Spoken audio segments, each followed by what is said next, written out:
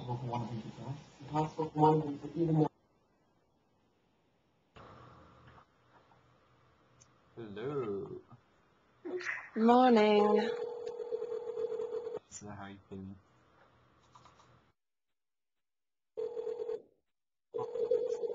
Dan. Hello? Hey, Luis. How you? Yeah? I don't know, Yep. my mic is pretty crappy. Is this the chat group? Yep. I guess you're on your phone?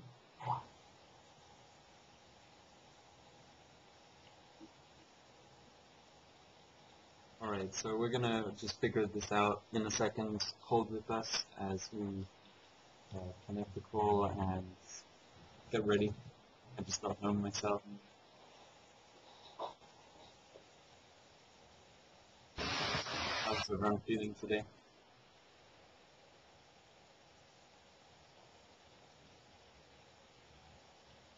Tired but well. That's good to hear. Yeah.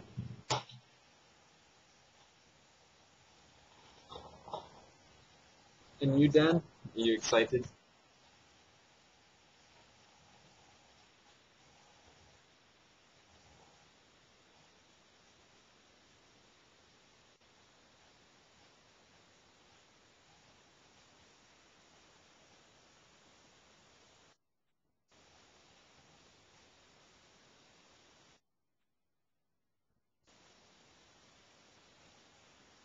So anyway, I think it's cult systems or spiritual technologies. We can, of course, just take our own spin on it and see where we want to go with this. And you know what is on everyone's minds, and you know you can't really talk about stuff so well which isn't on your mind. It has to get into your mind. Just a second, I'm having some listing issues.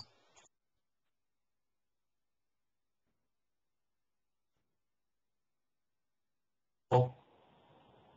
Fail call. Can you hear me all right? Yep. Okay. So yeah, I'm just checking out the group information. What's today's topic? I think it's occult systems and spiritual technology, but let me just check that out. We're still getting organized and together with the... Who's that kissing you in the picture? Who's what then? Who's kissing you in the picture? Oh, that's my girl. Alright? You look happy. Yeah, I am happy. Yeah, her name's Christine. So, We met at a dance party type thing. a dance party? Yeah, kind of. Can I kick off from there? Huh? You're kind of muffled, by the way. I don't know, my mic sucks. I gotta get a new one. Okay. Hey, let me see if she's online. She might be able to join us in the call.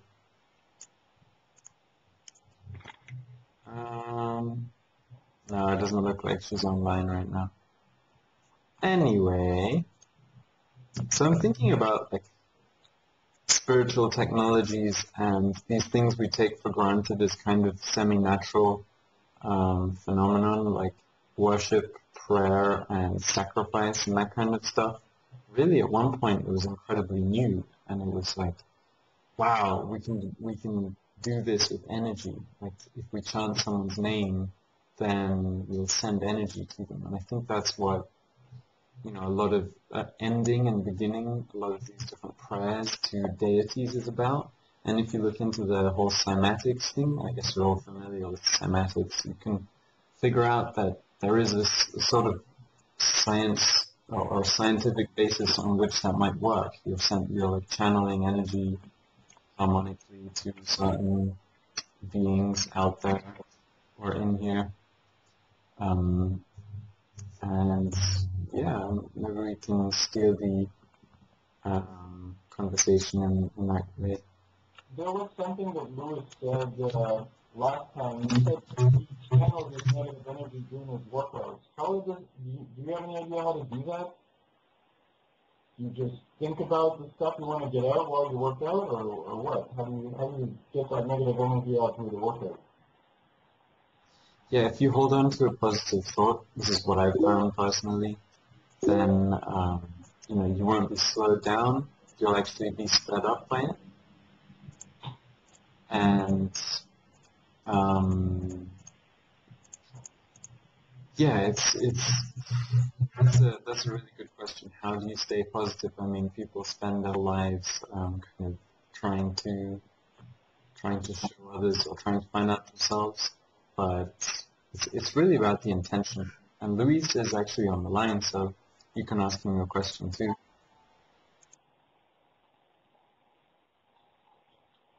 Yeah, do you work out? I do. I'm not sure if Luis is actually. I think he might sort of be working on the side at the moment. I think he is connecting on his phone. But nearly everyone has their different things they do. Like yoga, meditating are two of the most common ones. I go running. A lot of people dance as well, and movement, just any kind of movement, is really good. Something I discovered a while ago was tensing the whole body in different poses and breathing through that. That's quite it's quite fun too. I see Crystal just typed the breath is a fundamental technology. Yeah, for sure it is, for sure. And yeah, maybe even with our breath we kind of Do you say. have a routine? Hmm? You have a routine that you stick to? Well, I try to go for a run at least. Or it just kind of happens, you just go with it? Mm. I worked for many years, a long time ago, in a discipline very similar to what Seven has posted when he showed the breath and the master's pose. But early on, I guess, when I got called to get into those types of groups from my inner self, we had a very focused, and I'm sure it was about how many people could wake up and begin to do that type of work. So I was one of the early ones that got into the discipline of what is called the breath or the wind or and as Seven has called it now, the master's pose. I actually talked about it with him early on because he met someone that also did the same type of breath discipline that I did back in the 80s, 90s, and to this day. And his only comment was that that was very intense. After years of doing that breath, however, it evolved to a point where you could actually take 3 of those type of intense breaths once you were familiar with how it raises the alkalinity of the body and what the focused intent is. You could use 3 of those breaths and arrive at the same frequency of energy where you were focusing your intent, going through the light spectrum or the frequency band spectrum of your inner self, moving the planetary energetic energies. But one of the things about it was, and it is to be taught or shown with a group, so that what happens in the group is that the band frequencies start to change amongst the group, and because what it does is it starts to clear. It clears all of the cycles or all of the levels of the energy, and the group dynamics allows each other to neutralize. Like say we're on this conversation right now. We're all at different levels of our adeptship or our even beginning consciousness and energy awakenings. What we're doing too is transmuting the energies for one another from whatever place we're discussing, whether we're discussing the root, the navel, or maybe those that come in are still presently on the seventh center, or the heart center. So we're neutralizing, because what this breath does and what the new energy of the breath to me, and I'm only giving you my knowledge base, what it does is it allows us to go through a myriad of lifetime of experiences that are hidden in our subconscious so that we can live. I think yesterday's discussion was how many more lifetimes we would have to go through. Well, this is a rapid school of breath and exchange where we're moving through lifetimes of stuff that's already accumulated on our DNA. This is what makes Sevan such a hierophant in the way that he moves the chakra wheels for us. And if we participate with full intent, the energy is getting done irregardless of our deciding. We don't have to make any decisions. We don't have to make any judgments because we're present. We're 100% in our own decision making that we're going forward. So when I talk about the breath, I don't know if I'll ever do a video of what my breath is, but it usually lasts about an hour to 45 minutes. I was a fanatic at the breathing early on in my life, but I was age 29 at the time. So now my body would probably want to get back into it, and it has with the energy that I've gotten from the resistance and the wholeness site. But again, you have to make sure that what you're eating, what you feed upon, whether it be your physical food or your mental food, that you are very clear on what you want to take in as you're doing these type of intenseful breathings. And that I'll share with you, Dan. Again, am I a master of that breath? Pretty good at it.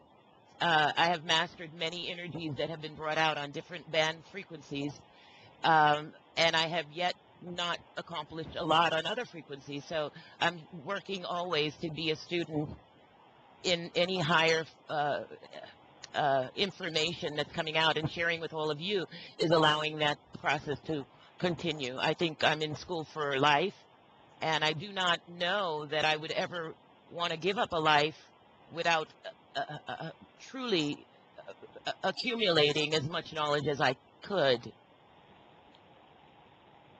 That's for sure. Yeah.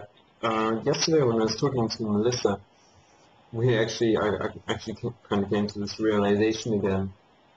When the day is going really well, it's like you almost don't even need to sleep because you've got all the information you need. And lately I haven't been having many dreams and things, and I'm not sure if that's because I'm dealing with what I need to deal with, or because my consciousness is protecting me from certain things. But it feels like sometimes it really feels like I'm just moving on, and I know that I can snap into these different states and just staying conscious of the breath, like you say. That really feels like a big workout, like walking through the day consciously and not losing too much energy on certain tasks, and really just staying lucid in this dream we call reality, or we call Earth. Just coming back to what I think I know and what I really know and what I've verified again and again, and really looking at what's going on out there. So yeah, I think it's a really good direction Crystal's decided to take the call in with the breath. It is the first thing really, and it's also for me the measure of whether something is alive or not. If it breathes in a way, and everything breathes in some way. I've never done meditation. Would it be better if I join a group of those things? Yeah, we sometimes do guided meditation. Otherwise, you can look up lots of techniques. When I began meditation, I found it really beneficial to do these binaural beats and have an instructor, even if they were just kind of sitting there. It's good to have someone else in the room who knew what they were doing. There is Zen place a little bit up the street from me. Maybe I'll join it. I remember that. Yeah, you told me about it. How's that going? Did you go back there? No, I didn't. I didn't even get through. And it's always get closed. I might have to go downtown. I got my driver's license now, so I can drive over there. Opens up possibilities. Yeah, so just kind of, I don't know, there's so much information to catch up on, and Oh yeah. it might be good to look through some of the archives as well of the blog posts that have been sent out and things like that. Well, I must say, that for some reason, this interaction has lifted me up in a couple of days. Hell, I even called my grandma in Israel and chatted with her for about 2 hours today. She's she's making up drama in order to get our attention over here because we're so far away and it feels like we don't care. But we do. We just we're just an ocean away. So today I just decided to call her. This is kind of a weird feeling. And it was a good conversation. I'm happy for you that's happened. Like, yeah, when we work on our bodies and ourselves, because we are of course connected with everyone, somehow people register or realize, and I do believe there is something like a biological entity. Yeah, the feedback is different, right? Yeah, definitely. You notice Yeah. it too, right? Yeah, definitely. Bad days and good days. I think it's quite an interesting point Crystal just brought up again with the 0 point, and yeah, what I've noticed when I inhale and then stop myself at the maximum inhale point, and then I breathe out again, I'll get a window to kind of change my intention around or to be really silent at that point. So I think it is interesting when there's anything going on, as soon as you stop breathing or inhaling or doing anything, then the silence comes and your attention is wrapped on that moment. So it can also be a good technique to use for speaking, I guess. Yeah.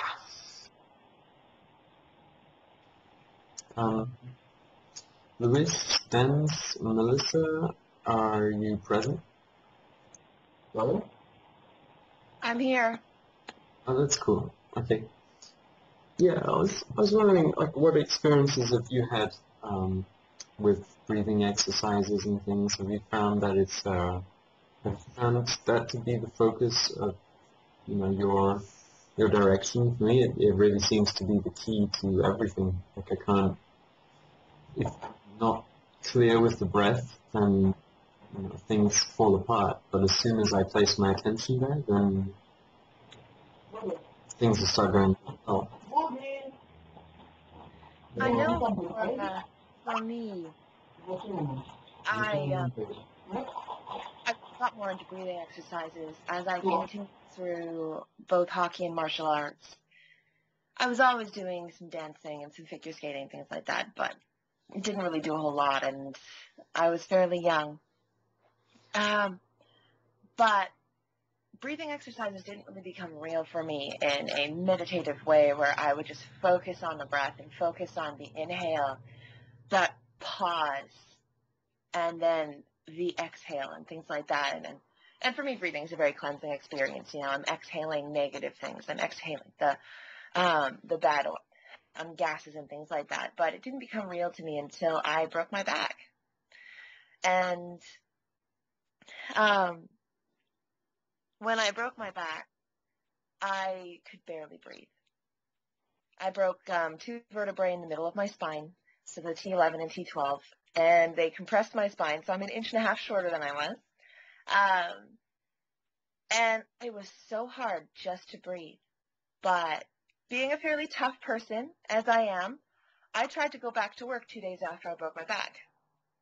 And I just kept on trying to do things, and I kept on trying to do things, and it was just insane how much pain that caused. But if I just sat down, leaned forward, did some stretching, and just focused on the breath and focused on filling my lungs, I could feel my spine sort of kind of start clicking a little bit back in place, And as I later on started going to the chiropractor and getting it dealt with and things like that, breathing exercises became that much more dear. Now, when I started really concentrating on martial arts, and I do taekwondo, a bit of jeet kune-do, and Brazilian jiu-jitsu, MMA style, and different things. I'm very much a mixed martial artist in that respect. I learned very quickly that if you're doing any sort of martial arts or any sort of anything like that, if you're not breathing appropriately and properly, you're doing your entire body and your entire art a disservice. It starts with the breath. You know, a lot of the times with my students, when they're working on their form and they're really focusing on trying to get the moves right and they're struggling and they're going, ah, and you just get that like clenched up nature and they're just kind of going at it and you're just like, oh, whoa, hold it, stop. Breathe. And they just kind of look at you like, are you insane? And I'm going, hey, breathe. And they might, they might go, oh, okay. Or they might go, hey, yeah, all right. I'm like, no. After every move you do, deep breath. Definitely. It's the whole conversation. It's very interesting that it's a chiropractic, because I was just looking into a friend of mine without words, Chiro.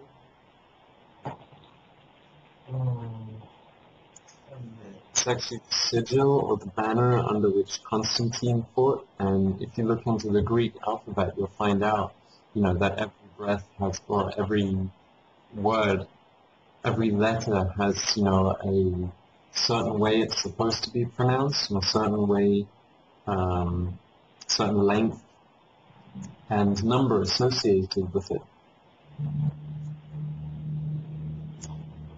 So we took that conversation in the direction of us all being vessels and the source delivering its energy to us through the breath, and us kind of being ventriloquists. And I have noticed that if I walk around with the tongue on the roof of my mouth, I will be way more up in my head than fully in my body if I would just have my tongue in a more neutral place or more, flexible.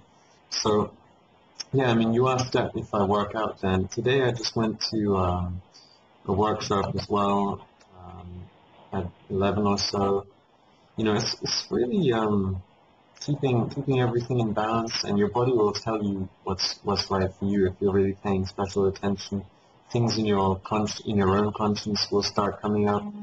It's good to not push yourself too much, but I did want to let you know that you have your microphone on at the moment, and it's kind of transmitting static, so it's good to kind of have it off and then switch it back on for when you want to say something. I was talking to Dan. Anyway, I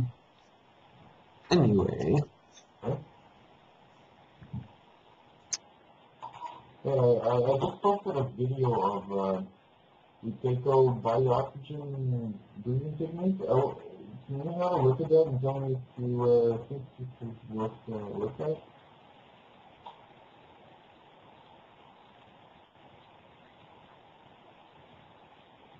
I sort of have asthma and I've been using it and it hasn't been helping.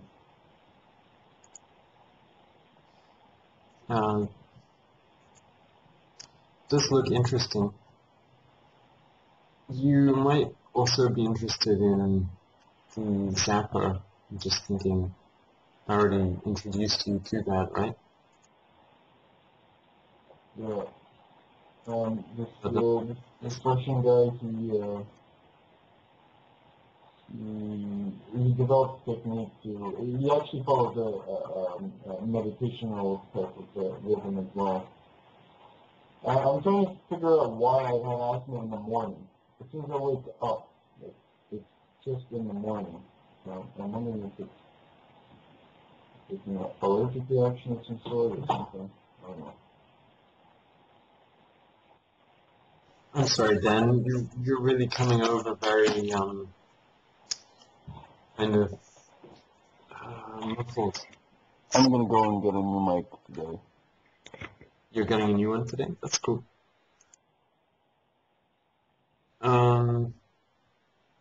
Yeah. Have any of you done, rituals, been involved in a past of certain sects or cults or that kind of thing where you had In that video that I posted, he talks about how in the body, the reality is we actually getting too much CO2 and not enough oxygen, and if you actually start breathing too heavily, then you're pushing, you're not doing any better for yourself. And it was interesting how he was talking about people who in hospitals have much more frequent breaths and shallow breaths versus somebody who's meditating and has it all tempered, and set, and how that helps evolve the lungs and keep you're it still, going. I'm sorry, Dan, you're still coming over really quite muffled to me. I just wanted to say wholeness to Crystal. If you have to go, thanks for coming onto the call. And yeah, it was good to have you on saying all that. I'll be back with a different mic. Sometimes it comes through much clearer, but on the whole, it's just quite difficult and a bit stressful to try to listen to.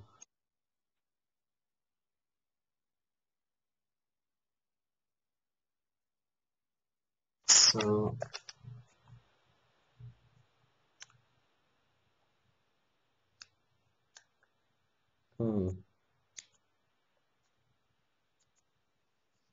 I was thinking how useful it is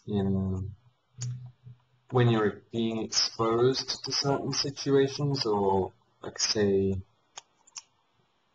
the example that came to my mind was when children are watching horror movies or people are watching TV or different things, their breath gets really shallow, or they just start breathing in an unconscious way, and that's a big part of the programming.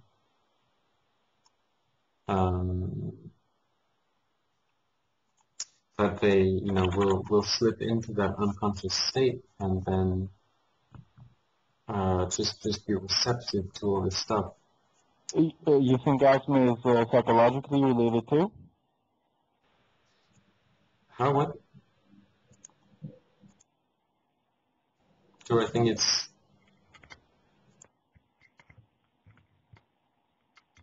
I'm sorry, Dan. Do I think it's psychologically related? That was all I could guess it was.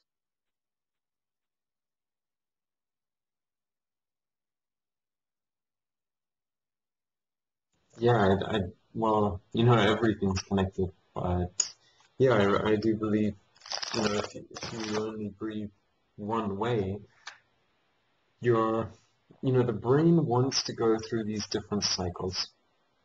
They proved it, they showed brainwave goes through 4 or 5 distinctive cycles. And the more you can naturally go through those cycles, the more healthy you'll be.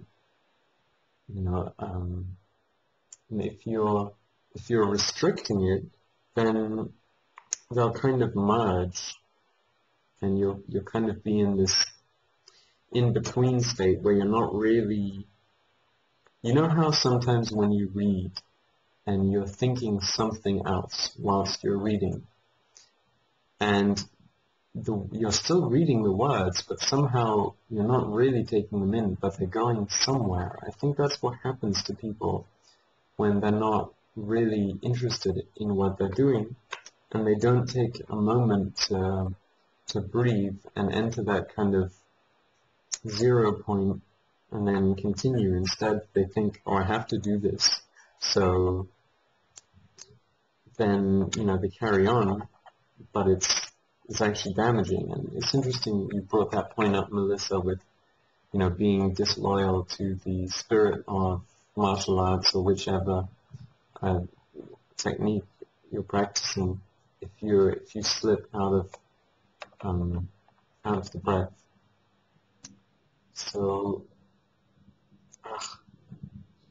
I'm sorry. Let's open this up a bit more. Sometimes these talks get a bit restricted to certain areas, and yeah, it's always good to kind of allow all of these things to coalesce, and I feel like I'm taking up too much of the space, so if you guys want to chime in, then go ahead. Did you get a new microphone, by the way, Dan? And I wanted to, just let everyone know that you are a new member, and that you're very welcome, and I'm glad you're on the call.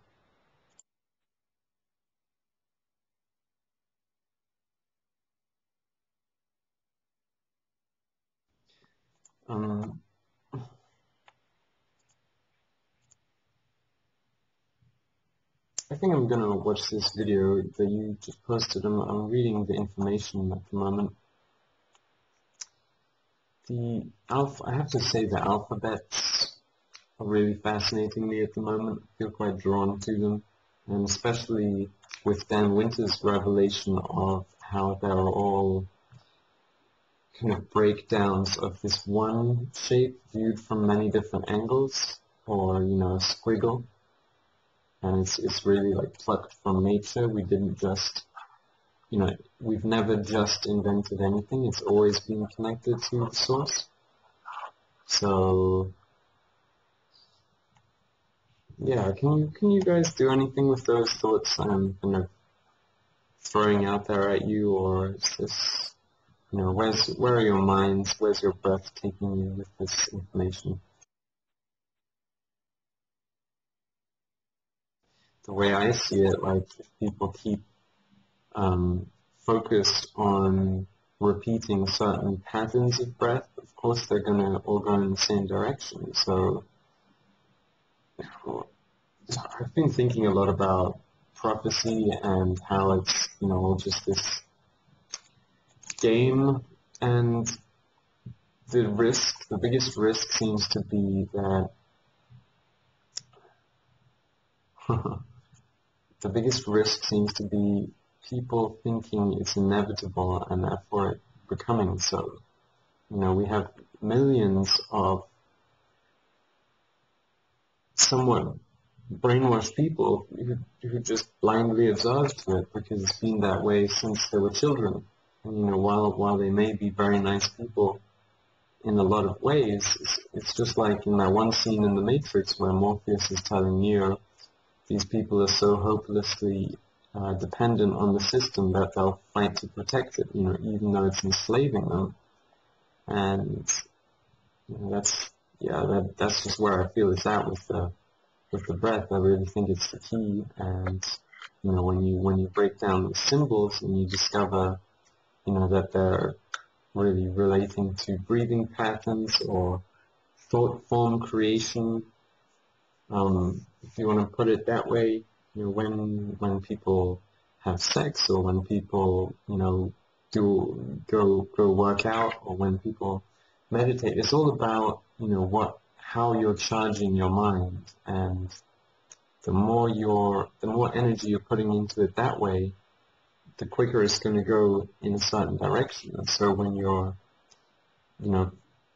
combining the focus of intent with the charge of the breath and the food, then it's really going to lift up. So I think we need to, it's like a puzzle, and there is some kind of time limit, and there is some kind of pressure which is really on. I feel it needs to be addressed and solved. And like lately, a lot of this stuff's been coming together for me with the education as well. It's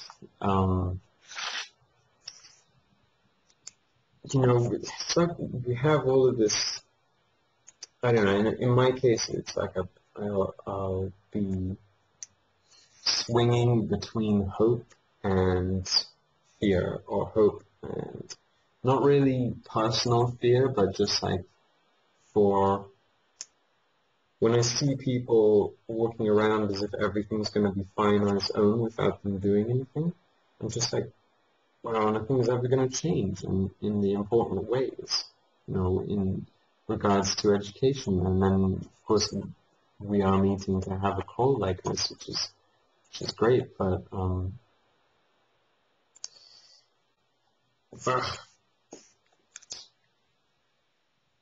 help me out. Got a bit of a block.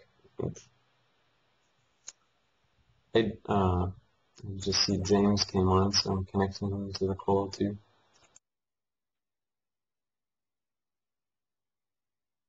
Oh, and there's Lupina as well. Hello, family.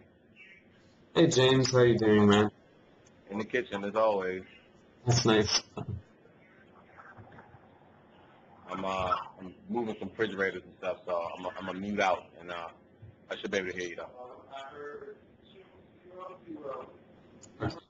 Okay.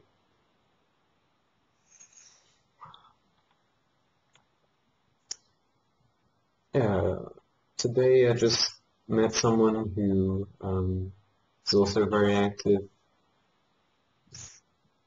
trying to refine and promote certain individuals, and when we talk over the internet like this, it's if I let myself be led by the breath, I will actually find individuals who are really similar to these frequencies I've been vibrating to. Oh yeah, James and Regina, I just wanted to let you know that it is the Spiritual Technologies group call today, and feel free to kind of type or talk about anything you want and ask any questions to anyone on the call. We do have so much knowledge collectively between all of us that yeah, I had a thought today, like maybe we could all have documents or books open together and be going through them and kind of studying it like that, and then build a kind of group mind to decipher it and really take the best out of it. Or we'll be looking through these books and then kind of report on it and build small teams. But getting back to the breath for a second, I think it is interesting if you notice these patterns of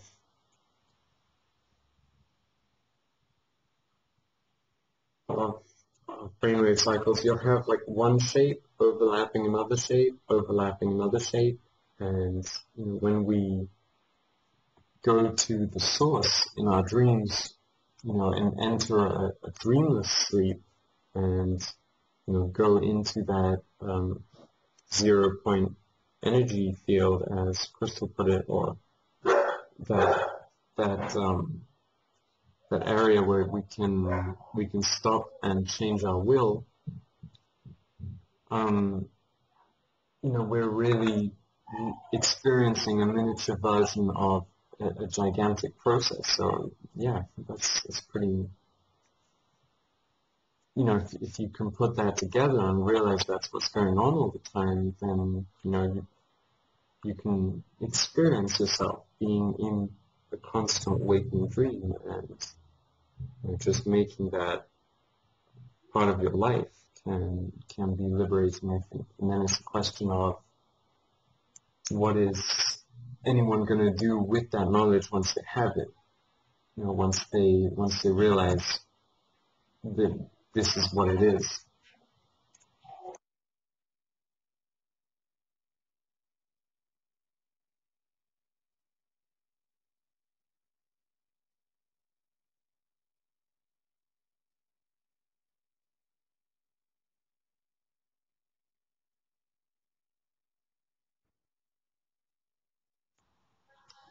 Like right now, just looking at the clock, and that is something that does seem to happen all the time. There'll be divine timing, some kind of synchronization lining up, and then it's just like you can pluck something out of the air in that moment. And in some way, in some ways it's kind of infuriating that you know you're constantly on the cusp of a great discovery, and all you have to do is leap, but there's all this stuff holding you back. So, oh yeah, life. Oh, I'm sorry. Why are you all so silent today? Are you, It's Saturday morning and I was up late. no. Yeah, it is Saturday. I guess I should be partying. August 11th. Wow. Hmm.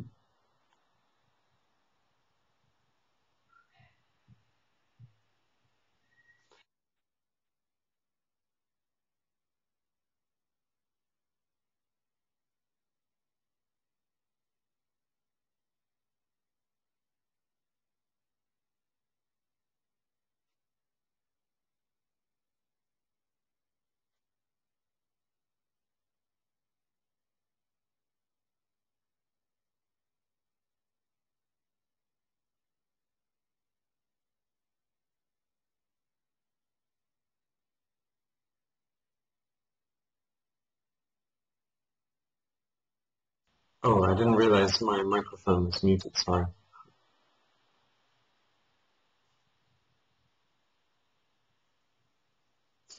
Yeah, I discovered something really fascinating today. Apparently when you sing, when you're making noise with your chest stretched out, you can't feel fear, or you can't generate it in that state. I'm gonna source that. This lady who knows a scientist here in Berlin was telling me all about it, and I thought instantly, wow, that's fascinating, and it seems true from my experience that that does happen. And we get into these altered states of consciousness, but it's not, we have to go beyond just, this is a cool experience. This is, fun to experiment around with, into gradually more of a, how can I use this to change the world? Or how can I use this to, to wake everyone else up?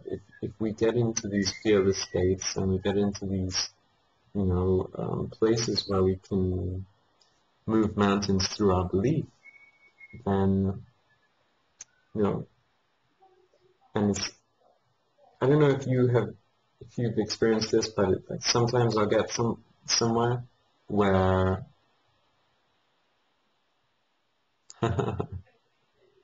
sometimes I get somewhere where fear isn't part of the equation anymore, where it's only a question of, do I want to do this or do I not want to do this? And then the mind just has so many tricks for you, doesn't it?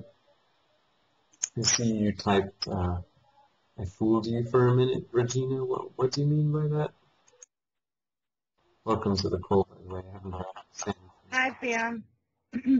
I just went to Walmart and bought a headset so that I could use it so I wouldn't have to be so, in one place when I was on Skype. And I was trying it out, and I don't know what I'm doing, just like when I first started using Skype and just starting to figure that out, too. And so when I plugged it in and I was listening for the sound, I didn't hear anything. I thought it was me, but it was you. Oh, that's very interesting. Yeah, isn't that funny? Well, I guess in a sense it's true. Oh, that was it. You're on the hot seat. I've talked for long enough. I need to collect my thoughts and kind of think about where this is going. Um, I'm really impressed by this book I have here, though, I have to tell you. I know I can't live out of books. There can't be an instruction manual to life, but I really do believe it can solve a lot of people's issues. And Luis, are you there, brother? you were saying that you felt like you were burning up all the time, right? That you were, uncontrollably just entering into these kinds of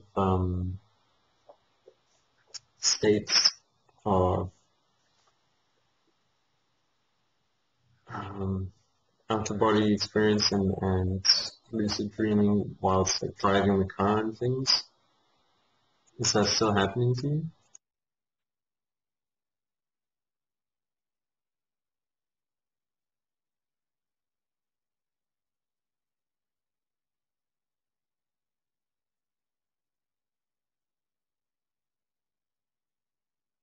Hmm.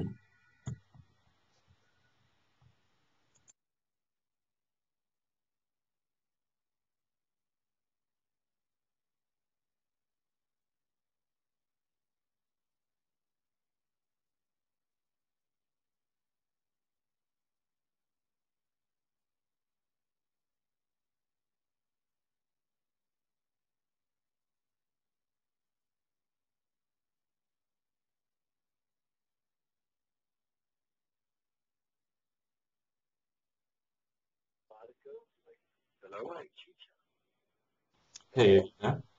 Hi. Luis, was that you talking? Yeah. I just wanted to check you guys are still there because I've been listening. I'm on the road actually, but that's Oh why I'm yeah, listening. that's cool. Yeah, we're still here. I don't know. It's actually from I'm sorry, but just to share with you guys. I just came from a ceremony. Okay, no, And go ahead. I'm on my way. I'm on my way to a sweat lodge and then ceremony again tonight. Wow, you're going to a lot of ceremonies these days. So. Yeah, like right now, it's all spiritual, astros, a lot of fun, a lot of growing, a lot of learning. It's a beautiful thing.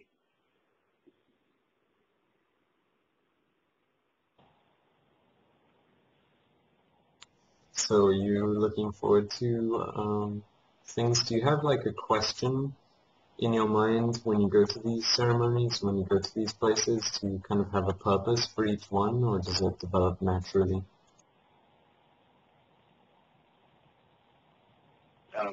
That was for me. Yeah.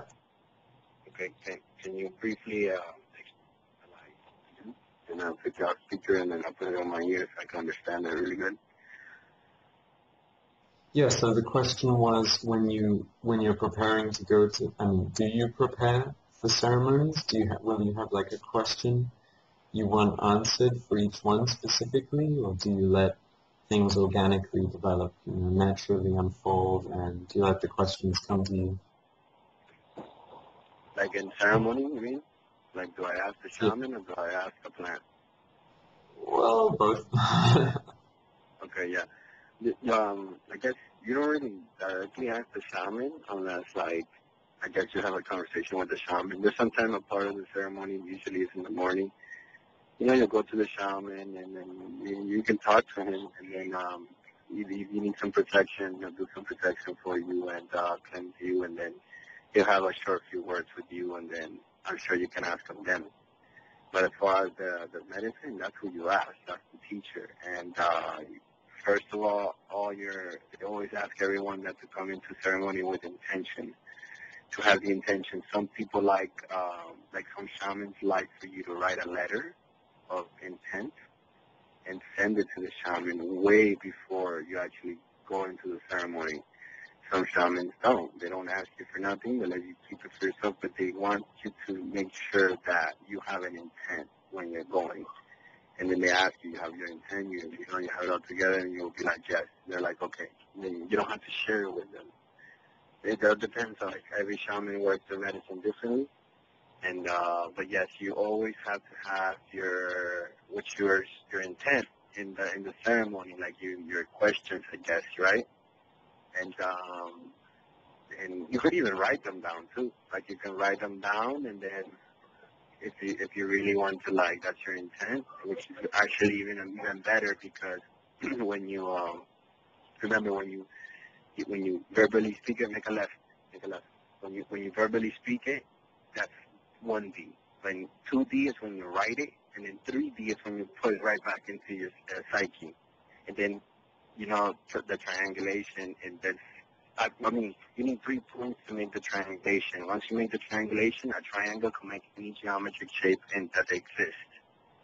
But you need that triangulation. And that's why they say the saying that it says everything works in threes. So that's how you work manifestation. Like if you want to manifest something, that's why people say, hey, oh, you really want to manifest something, put all the pictures and things on a board, and then go say, and then you put all your things on a board, and then you work that kind of intent. I forgot what group or cult or religion they practice this, and I know it's attached to Scientology.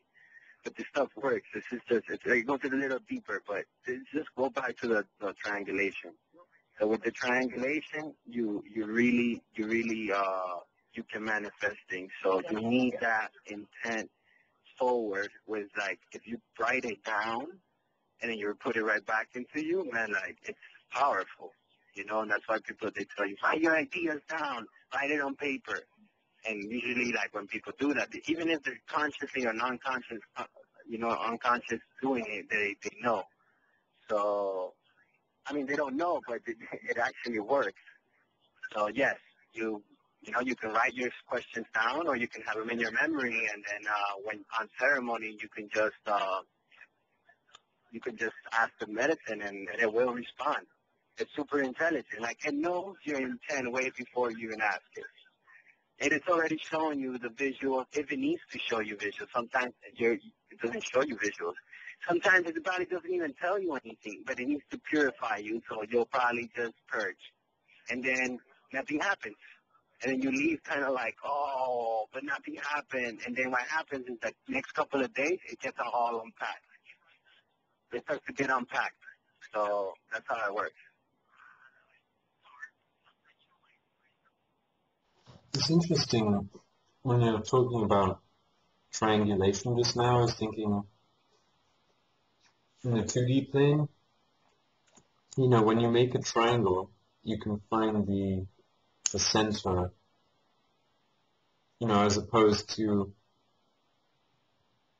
well, I guess the first shape really is a triangle, Vesica Pisces, but yeah, when you make a triangle, you can find the center, and then and it gets deeper because, when you, like, yes? I'm sorry, let me just explain this real quick, and it gets even deeper because, look, the Illuminati, their sign of the Illuminati, it's an A, then next to an A is 3 dots. Then it's another A, and then it's 3 dots. This is the real occult symbol for their faction, and that what it's saying there is the horn god. The 2 A's is the horn god. That's the real, I think it's Sumerian symbolism to identify the horn god. And notice how American Eagle, American Airlines, is the double A, and it's the eagle, and it's the horn god very symbolized with the eagle. It's the all-seeing. The eagle represents the all-seeing wisdom, illumination. So notice how they work in threes. And they say when you bring in a cult, like if you're going to bring people into an occult, you bring them in threes. Meaning, like, if there's already 3 guys, you need to bring 3 more. Not 1 more and then makes a 4, it makes a square. Like, this shit goes deep. Like, I don't even know it. I'm just giving you a little scratch of what I know. But this stuff, it goes deep. Like, it goes deep.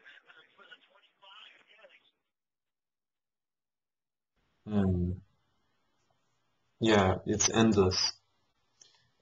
So I guess you can spend as much or as little time as you want on it.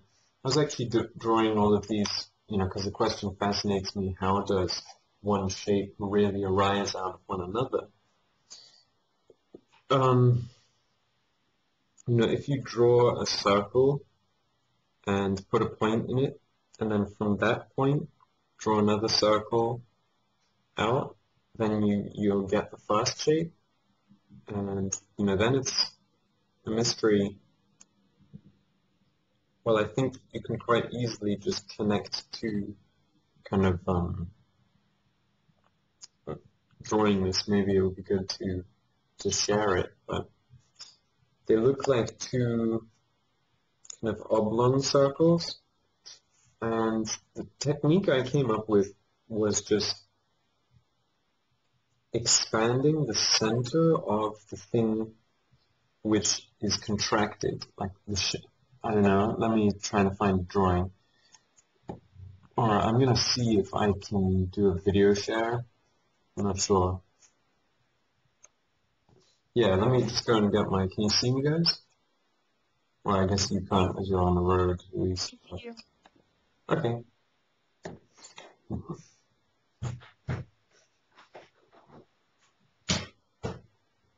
Yeah, I could only hear you guys because it's the Skype call got forwarded to my cell phone, so I can't see the chat box.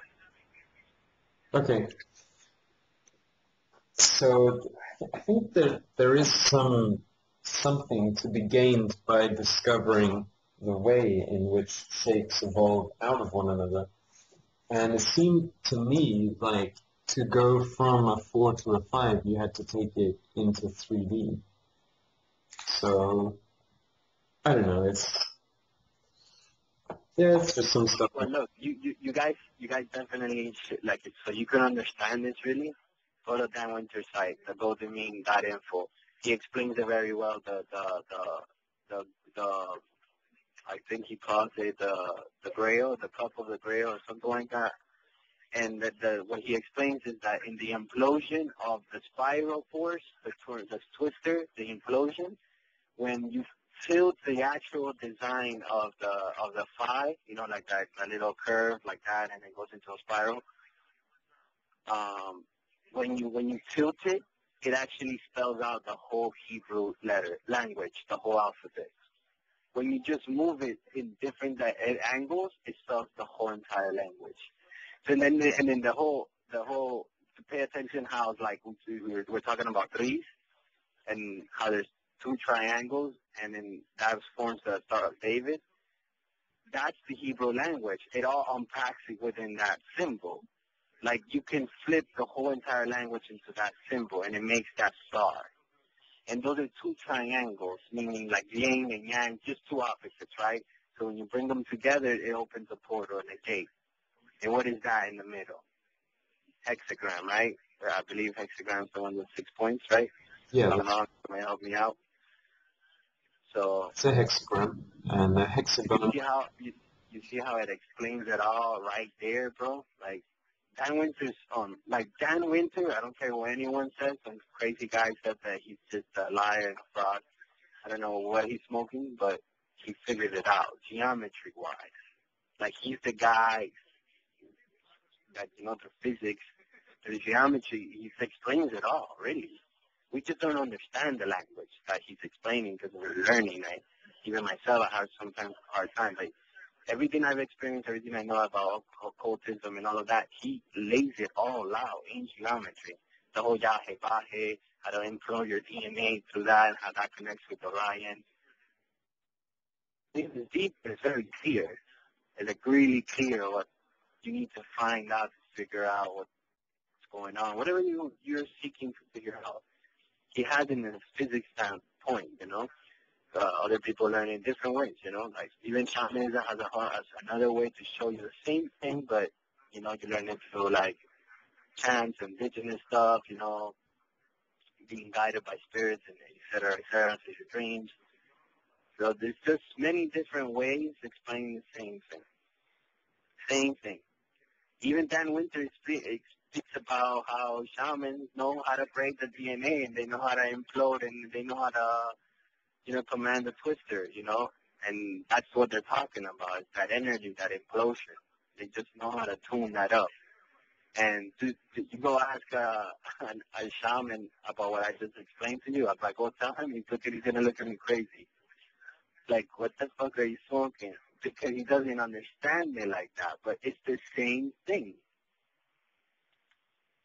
It's the same thing.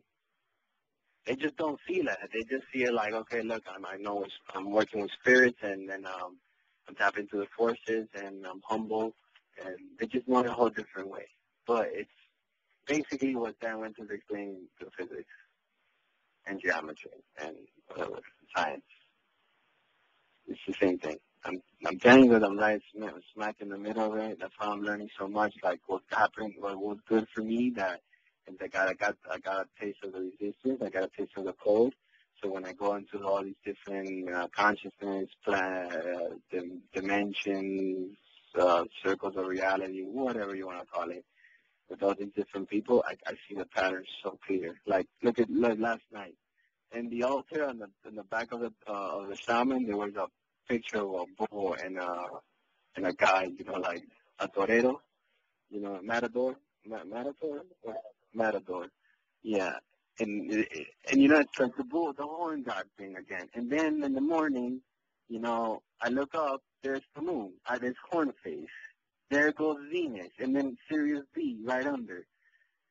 So it's like, you see, the same thing I was trying to explain to you with Dan Winter, it's like was right up in the sky, and I'm just like, man, this all is synchronicity. And then the person that was hosting, her name is Glory, like Gloria, she's the glory, she's the glow. Like, she's the G. It's like, and then the guy, Hugo, the movie Hugo is all about, and then you understand that, you understand why, like, the shaman, or his name was Hugo. See, like, man, I can go on for days. I feel like 7 sometimes. Like, my brain just does it. It just sees it all. But who cares? Like, it's redundant by how much it's all up in my face. All I do is to continue to practice and continue to grow and continue to break my DNA and continue to expand, and that's it. Like, we're not going anywhere. We're going to be here for the long run, and I'm sure we'll be teachers and do other things, have kids and all of that. But, the secret's already out. It's a ripple effect. It's just a matter of time to get into other people, into their system. They digest it and figure it out for themselves. Don't listen to me. Walk the path and see it for yourself.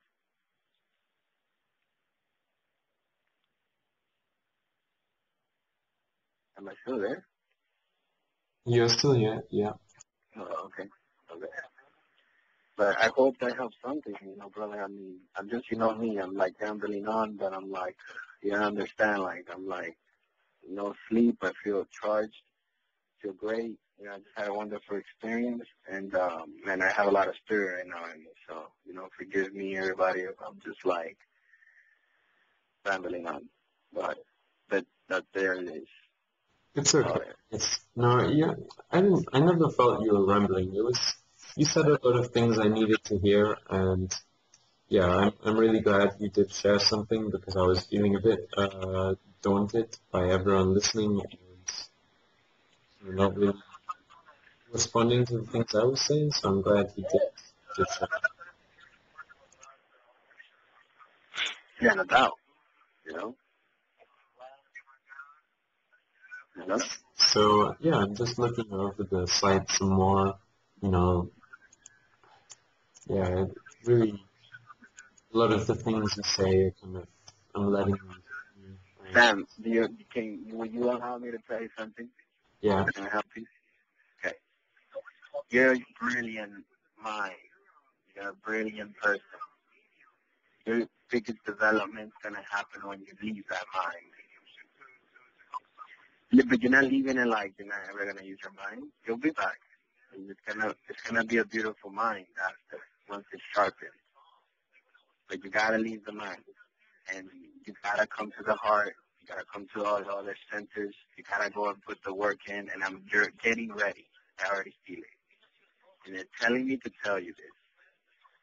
It's going to happen for you when you put the action forward, the physical action into understanding spirituality. See, spirituality is not going to be understanding on books. That's one part. And internet is another part. And then, like, contacting people and getting information from them is another part. And the true part is when you're in it fully. To practice, and whatever practice you chose or whatever, just know that it's your way. You're in the process of learning, and that's why you're unpacking and you're ciphering. It's great. That's going to help you a lot later on. But in order for you to take that next level, you're going to leave that for a little bit and then go into the action part and then go into the regimens, go into the applying things, and then all that you've already learned through the mind and the great code and learning how to cipher things, that's what's going to take you and excel you beyond most people. And that's what I'm telling you because it happens to me. You know, I go into these places and I'm not saying I'm smarter than them, I'm better than them. I just see the signs so clear. And all I do is stay quiet, humble, let them be who they are. But I see all the signs and I keep it going, you know.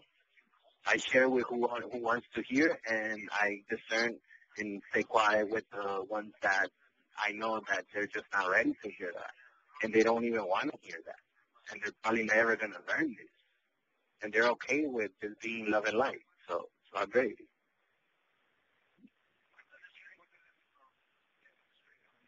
Yeah, man, thanks. That was gold.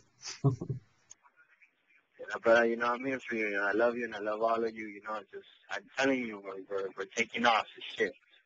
This soul group we have. We're a soul group, man. And you're extraterrestrial, so you'll figure it out. Hey, so, you know, like, why do you think we're even ciphering this crazy nonsense? Like, go out there and try to talk to people. They'll look at you like you're alien. That's where you learn yeah, I'm serious. Like, well, look, this is where you learn the discernment and just learn that everybody's on their own level and not everyone's going to figure it out like us and cipher like this and be so deep into it, but then it takes us to get out of this deepness and go into their realm, learn the things their ways, and then just learn more essence, mount that like a Voltron to your ship, and keep it going, keep learning. Remember, like you're the end and the beginning of you.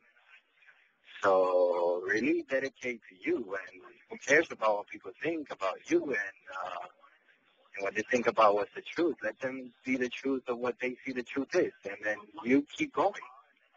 Keep learning, keep experiencing, keep applying all the stuff that you pick up, but don't stop. Don't stay at one chakra. Don't stay at one place. Keep cycling. Keep turning. You're multidimensional. Keep growing. These guys in battles, they stay somewhere. Root chakra, navel, Jesus, Mary, Isis. They stay in these archetypes, and they believe there's these archetypes that have part of them in. It's in multidimensional. They're all itself. But when are you going to let go of the title and stop doing your reincarnation? And they're not getting the 12 houses or the 12 families. It's this. It's the gods. It's the people you're reading about, which is you. Once you let go of all that and you become the new thing, what's the new thing? Neither you or me know what that is. None of us know. This is what's happening now. It's going to happen now, like in the moment. And that's the great mystery, and that's the beauty of it. So the rest is just like redundant of going over and over on the same cycle on the 12 houses, around the clock. You know, man built this clock, not God or the Creator or the Most High, whatever you want to call it, the universe. Now, the universe has a law and a certain system, and it goes by the moon. Why? Because it's very symbolic to Ma. Because of the horn goddess, fertility goddess, you know, so I'm just telling you, I'm getting really close to understanding it. I know Seven figured it out and keeps on telling me over and over, keeps telling me over and over, and everyone else. And he just finds other ways to say the same thing, just more clarified, or just tell you again until you like see it again, and then you're gonna unpack it yourself inside you. And then whenever that happens, is when it's the time for you to see it. It's like Sam was saying, like I'm going back into all these books that I already know this information, and I'm figuring out new things because he's going more deeper and he has a bigger understanding, a more clear understanding, more balanced understanding, higher on an octave. So therefore, once he goes back into it, he sees it a whole different way because what changes? Your perspective, not it. It's always been there. It's always shown you the sign. It's just your perspective changes. And when your perspective changes, then you see it deeper and you understand more truth. And then you get into your 30s and 40s, and then your truth gets overridden by the truth that you find at your 60s or 40s, 50s, wherever the next cycle of, like, you let go of all the other garbage and you thought it was truth. But notice that truth helped you get to that 60 years old. And you're a wise man, quiet. And you're probably like a tribe or somewhere, and then you're a healer, who knows, whatever you're going to be doing. But anyways, you'll be an old wise person, and notice how old white people, they just laugh, smile. They don't say much. They don't tell you what you have to do or not because they already figured it out. They're just waiting for you to see you figure it out. They'll give you some gems and some tools, but at the end of the day, even if you give the person the whole entire thing, notice how they still won't see it because they have to walk it and be it, live it, experience it, and then they'll figure it out. If they're a good observer, then they would have listened to all the messages that the teacher showed them. And that's the gift. That's the gift that keeps on giving, because the true teacher does this without having to require or ask for anything in return. Expect nothing. Give it free and expect nothing. And that's the true teacher. And when the teacher does that, the gift that keeps on giving is that the student will surpass the teacher. And that's the ultimate goal. So, there it is. Well, that's a beautiful thing. I hope I can get to that level at some point. I kind of feel like just going and seeing my girl, like Regina said, or rather Christine. She has a name, of course, and she isn't mine, but yeah, you know, language. But if you all want to continue talking, I mean, I'm fine with that too. I can host the call, but yeah, thank you so much, Lewis. And how big a part do you think getting physical about all of this is?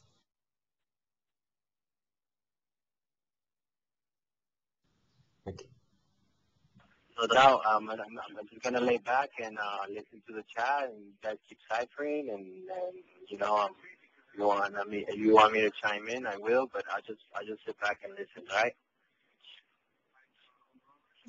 okay, sure. Yeah. Mm,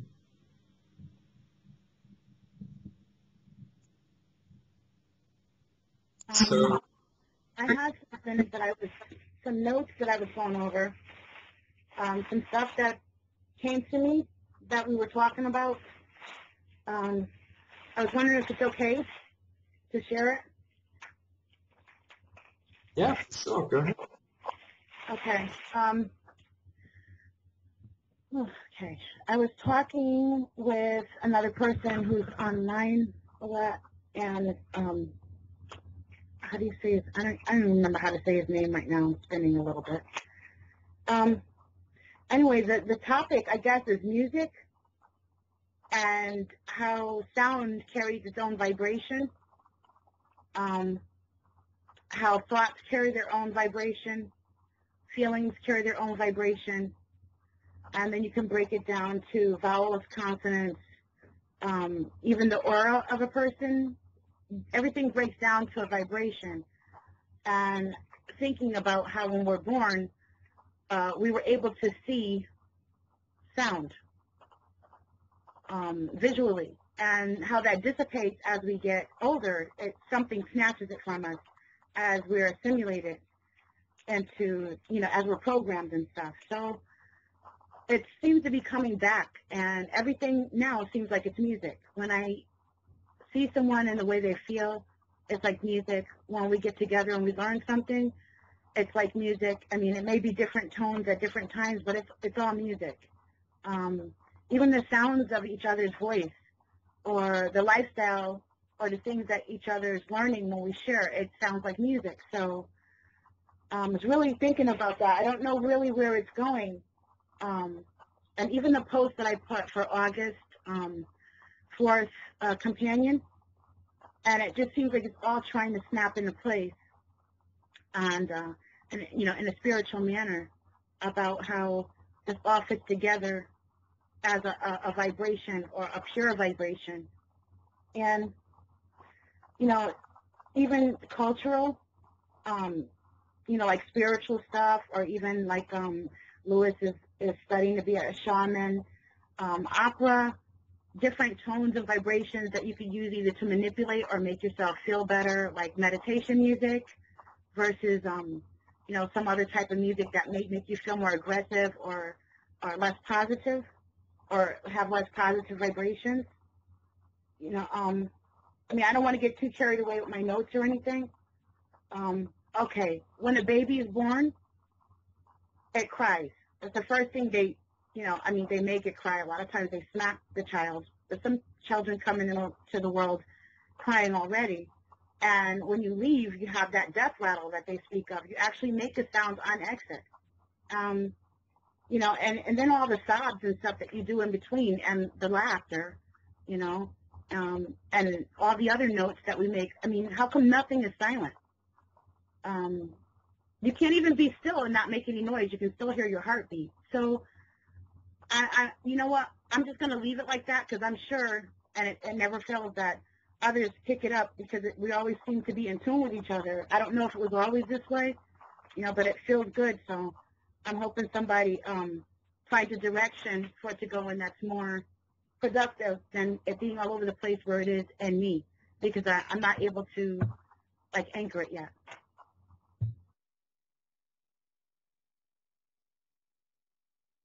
That was it. Just picking up the pieces.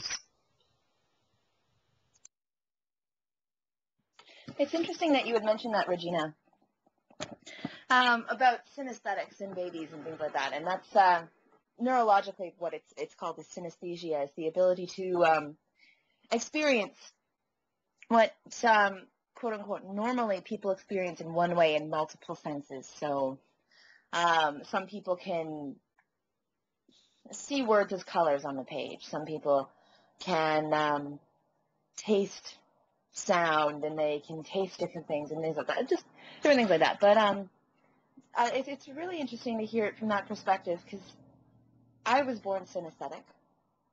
I am synesthetic now. I see sound. I feel it on my skin. My senses of touch and my senses of sight, where sound is concerned, are very strong. But the reason, I guess one of the reasons why I am still synesthetic is that I had hearing problems when I was younger. And so I experienced the world, and I experienced the sound of the world. I used to always put my hands on a speaker, and the vibrations would just color up my entire body, and that's how I would experience music. And as I got older, it started getting better and things like that, and I became a first chair of an orchestra for clarinet, and I was in a few jazz bands with my saxophones, and I was in the choirs, and anyway. And I started losing my hearing again, just for a short time, because of all the sounds. It was a different sort of experience. But yeah, I mean, I don't really know what I'm trying to say here, other than it's interesting hearing about synesthesia from people who are going, yeah, it's something that we've lost, something, because I'm going, yeah, it's a good thing. Sometimes it is the worst thing. If there's a lot of crowd noises, if there's a lot of negative noises, if there's a lot of things like that, it can drive you nuts. Sometimes if I'm in a crowd, I'll start getting itchy because all of the sound vibrations are hitting me the wrong way. And it's just like, oh my gosh, I gotta get out of here. And then it's my own self-control and my own ability to go, nope, that's it. Take a deep breath. We'll be fine, because I'm not going to let something like an uncomfortable situation conquer my lifestyle. But yeah, I'd like to, I guess just that. Muting my mic.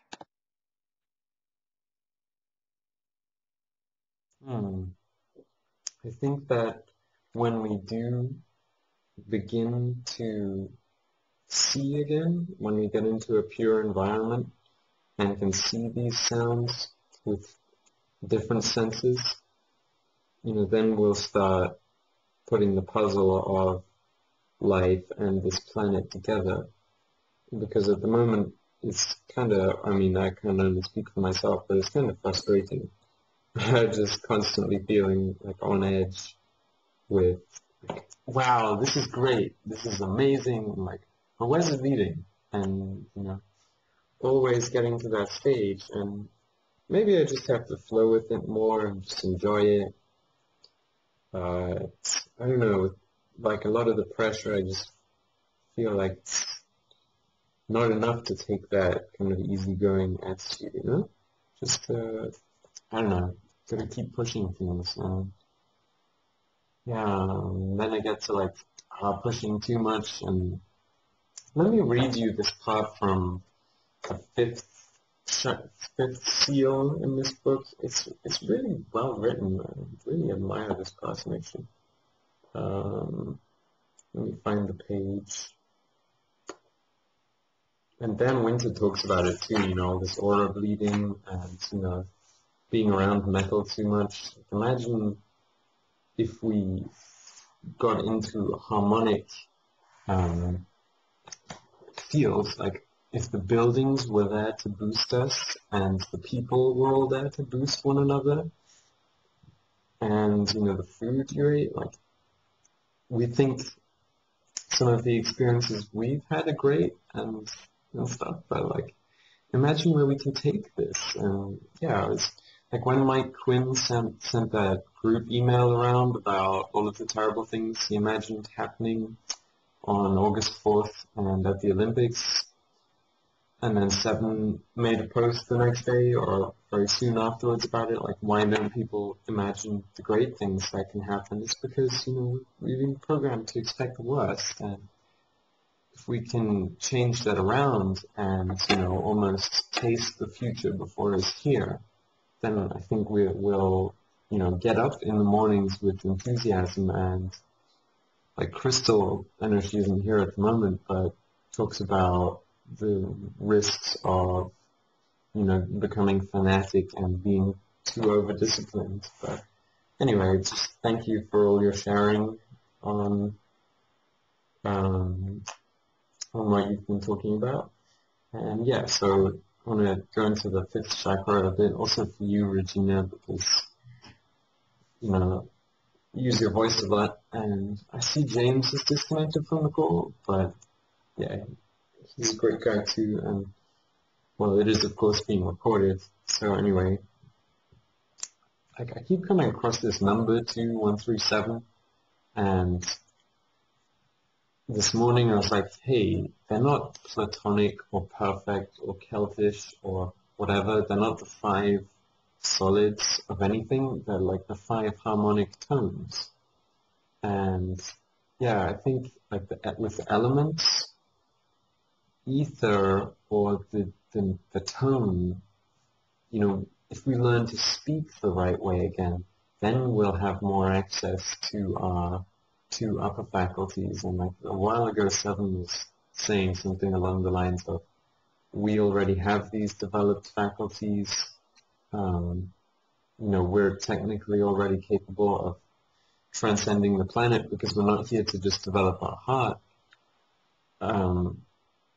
But we kind of fallen back into that. We need to reactivate it and look with that portal or energy center more.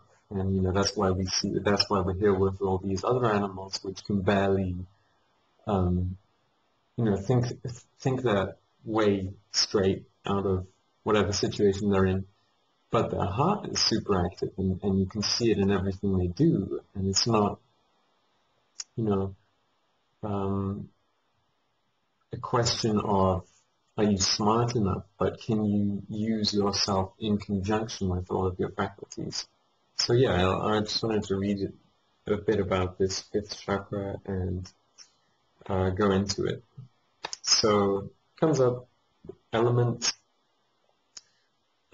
sound or ether, fifth chakra at a glance, color bright blue. And that was another sync I had the other day. I was like, why am I so in love with orange and bright blue? And of course, orange is, you know, the fun center or the second chakra, the sexual energy center, and the waters. And, you know, if you enjoy life, then it comes through in your voice.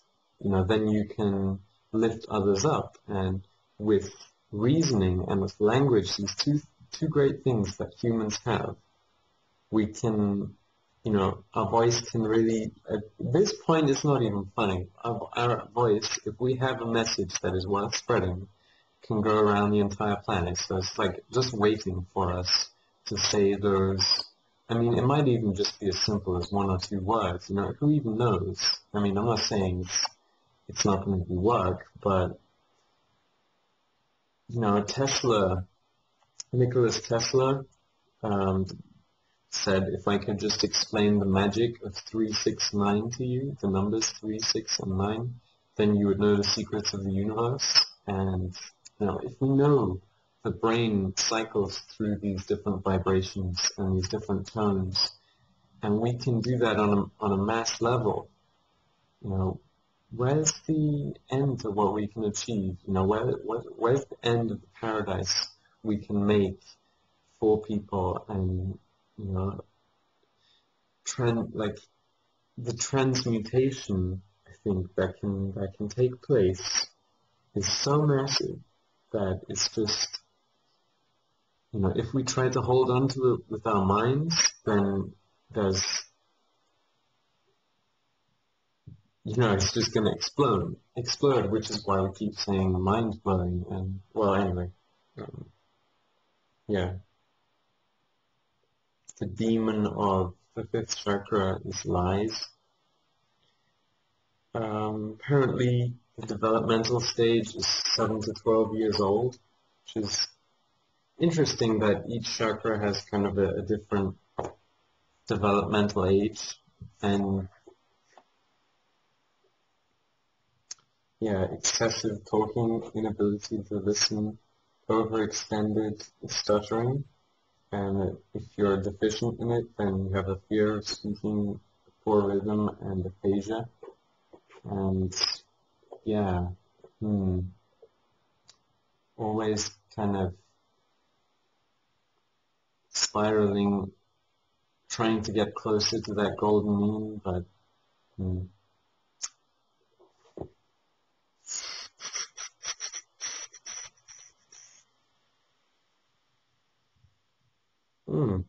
It also says that people will suffer from toxicity. Apparently, the word Visuddha in Indian means purification. And I have noticed, you know, if, like once I shouted so loud and so angrily that I actually got sick. I actually got a fever the very next day for 2 weeks. So that is pretty interesting. Anyway, I'll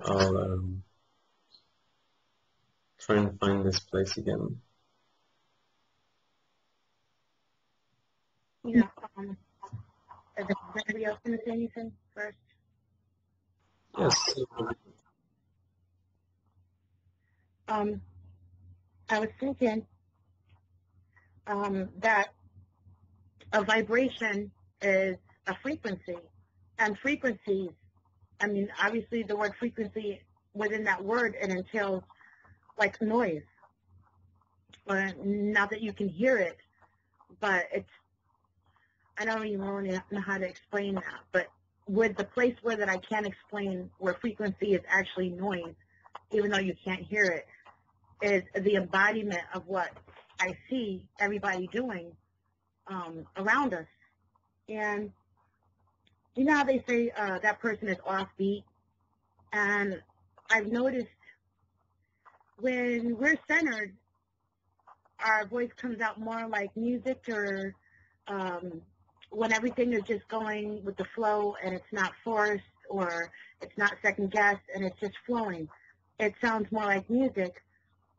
When you add other things into account, like ciphering out certain words that you want to say, and it's just not 100% heartfelt because you're picking and choosing and thinking your way through certain things, it has that offbeat kind of tone when you talk to people. You know, you might want to choose to be like, well, you know, or stuttering, like, you know, just a lot of different stuff happens. And, you know, I feel like that the fact that we can't do anything without noise,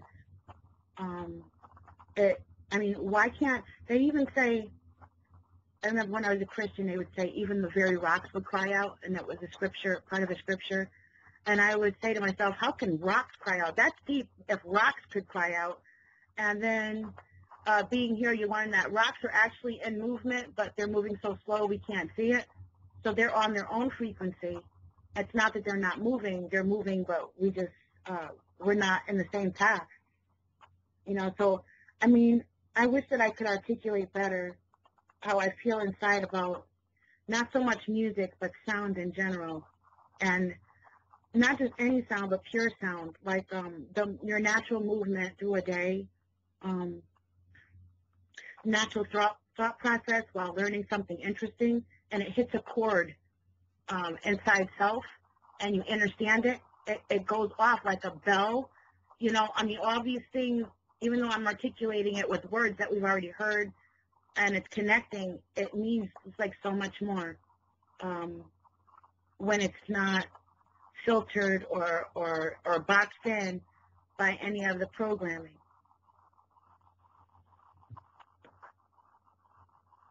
I was wondering if, and I believe that for me it's very spiritual.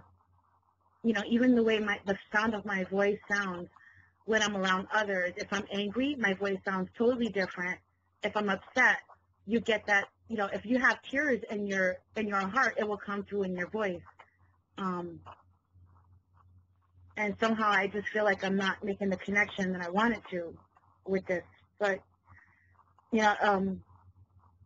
frequency, or a personal frequency, or sound, or even personal development has a rhythm to it, and it's very spiritual, in my opinion.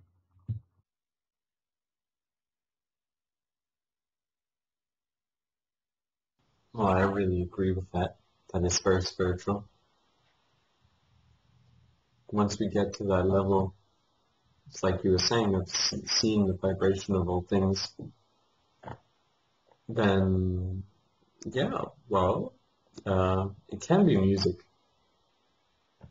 Dissonances do, of course, belong into music as well, and, create some of the tension. But, yeah, music.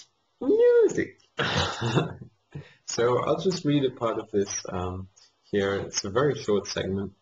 I think it was la-di-da-di-da.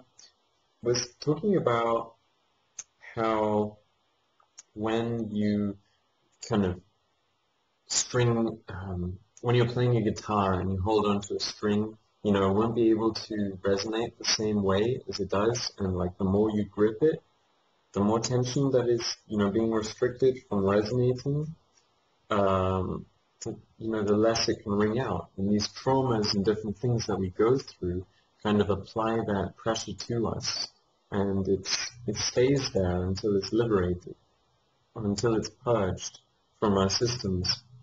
And yeah, suppressing the urge to express ourselves truthfully, we restrict ourselves to accepted niceties and speak the real truth only behind others' backs. The throat chakras of men are bound by neckties which choke their individuality, while women are just beginning to break through centuries of public silence. As my friend Wendy Hunter Roberts has pointed out, our news coverage brings us information without experience.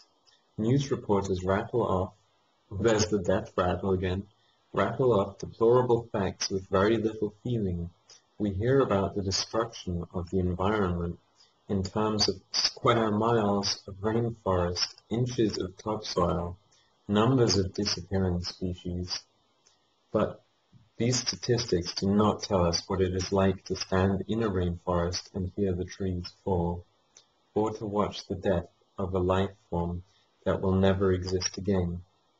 We read about calamities in foreign countries in terms of so many dead, so many injured, and so many dollars worth of damage. We coldly take in data without having the time or the context in which to really feel its impact. We are receiving disembodied communication. Meanwhile, mass communication is proliferating. Modern communication technologies give us faster access to more information than ever before. movies, videos, radios, books, magazines, newspapers, the internet, cellular phones, bumper stickers, and even t-shirts. The cultural fifth chakra is an omnipresent field. It influences our consciousness at each and every moment. How can we hear our own unique vibration in a world deafened by the roars of civilization? And how can we express our truth when it goes against the accepted conformity of polite conversation? In the subtle realm of the fifth chakra, how can we find the quiet necessary to listen to the truth within? These are the issues to explore in the fifth chakra. Communication binds us together as a culture, as the primary means for sharing information, values, relationships, and behavior. Through communication, we shape our future. So yeah, I think it's a really great book. I don't know if I brought that bit about the guitar string across clearly enough, but I hope I did. So interesting when you flip books open to different parts and you just see everything you need to see. It doesn't even matter to me anymore if it's me seeing what I need to see or working with what I'm seeing, because they're the same thing too. It kind of breaks down a lot of the schools too and reveals, the different philosophies. There's just a part in the preface here. In presenting this material, I have woven together these three basic threads of philosophical thought: the Enlightenment philosophies, whose movement is upward and beyond, toward the mental and spiritual realms. They are derived primarily from the Eastern cultures and their focus on transcendence. They seek to escape the trials and tribulations of the mundane world by ascending to higher planes of consciousness that transcend suffering. 2. The embodiment philosophies, whose movement is down and in toward the realms of manifestation, soul, body, engagement with the world around us. They are reflected in the practice of somatic therapy, bioenergetics, and earth-centered spirituality. Their focus is on immanence, or the presence of the divine within. And I guess immanence, like when something is imminent, means it's about to come out. So yeah, they seek to end suffering by engaging with the forces that cause it. Well, I find that kind of describes us quite well. And the integrative philosophies, whose movement is towards integration of opposites, mind and body, heaven and earth, spirit and matter, light and shadow, male and female, so on and so forth. For this thread, I have chosen to focus on the depth psychology of Carl Gustav Jung, specifically his understanding of the soul's journey toward individuation. The goal of integrative philosophies is transformation and wholeness. So yeah, it seems like the perfect book to kind of read, and maybe people, maybe this will fit in with Seven's plans for the daily chakra course or whatever his ideas were. I think we can all really, I also feel like the place we're going with education is where it gets into a feedback loop, and we can all get to a stage where we'll be humble enough to not add feedback just for the sake of adding feedback, but then we can, I was just reading the comments, then we can, say what works for us and what doesn't, and, add parts, and I think we can make a really great program collectively, or a course, or a current, whatever you want to call it. It's also really great because this goes more and more into, being over or underbalanced with these different energy centers. And, I tend to have quite a simple picture of the world, like, okay, so once you switch on in that way, then everything will be fine. And I never even considered that you could be overactive in that way. Alright, Melissa just disconnected too. Well, anyway, yeah, I can read the guitar part again. Let me go find that for you, Regina.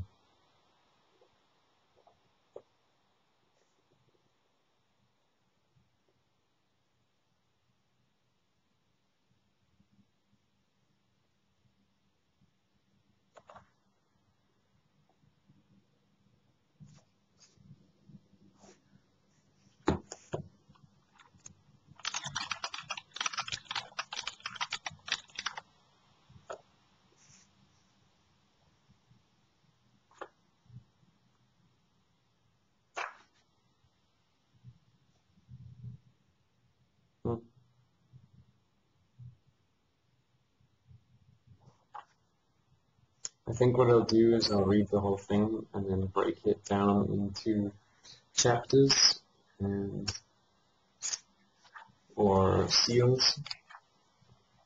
So let's find it. I'm just skimming through the pages. Shades of blue. If it is true that you are what you ate, if it is true that you are what you eat, it may just as accurately be said that you are what you listen to.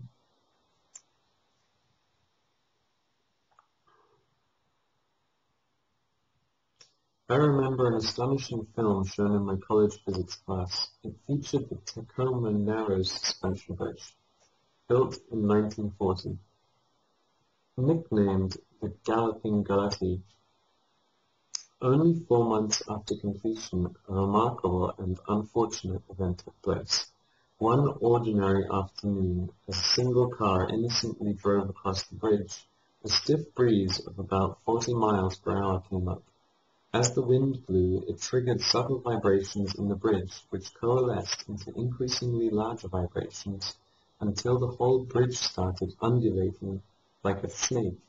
Within minutes, the entire bridge collapsed in one huge, oscillating ripple, crumbling into the waters below. If such an enormous structure as a steel and concrete suspension bridge can be destroyed by vibration from the wind, how are we impacted by the countless vibrations we encounter each day? Our modern world bombards us with dissonance, vibrations that we tune out of our conscious mind while our body and nervous system continue to endure. The result is a series of little stresses that can add up to larger stress, with the potential to break down our entire system. What are some of these vibrations and how do they impact us? 3 years ago, I moved from a major city to a quiet rural area. I still remember the many auditory insults that I used to endure daily, sounds that are a normal part of urban life. And it goes into all of the background noise and all of the nasty things about living in a city. And I think here's the guitar part coming up. So,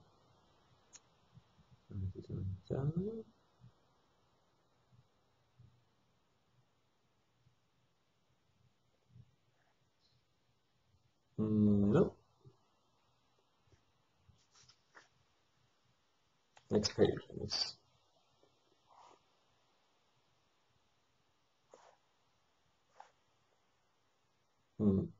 As we enter the etheric level of the throat chakra, we enter a paradoxical realm of great subtlety yet powerful influence. We leave behind the balanced middle ground of the green ray and reach into the etheric range of turquoise and blue that resonate with the throat chakra. The enveloping element of air still surrounds us, yet we reach beyond it into the unknown ether, the realm of vibrations, sound, communication, and creativity. We have passed the halfway point in our rainbow. In the dance between liberation and manifestation, we are now leaving the yin balance of the heart to focus more heavily on the upper chakras. We are breaking free from gravity, free from the way things have always been, and free from the structure and restriction of manifested forms. We become more abstract, yet broader in our scope. In the first 4 chakras, we concerned ourselves with form, movement, activity, and relationship, things that are easily observed.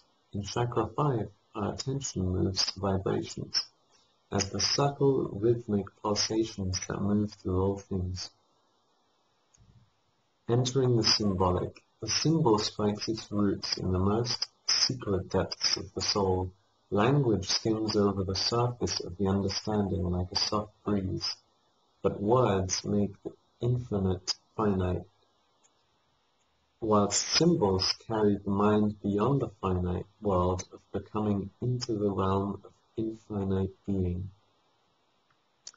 As we enter the upper chakra triad, we enter the symbolic world of the mind.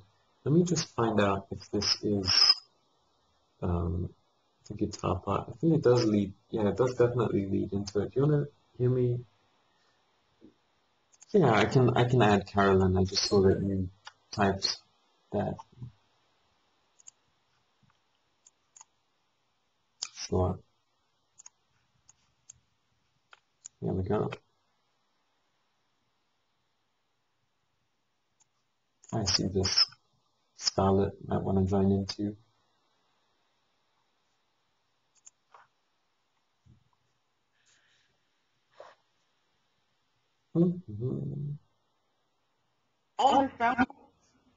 Hey Carolyn, wholeness.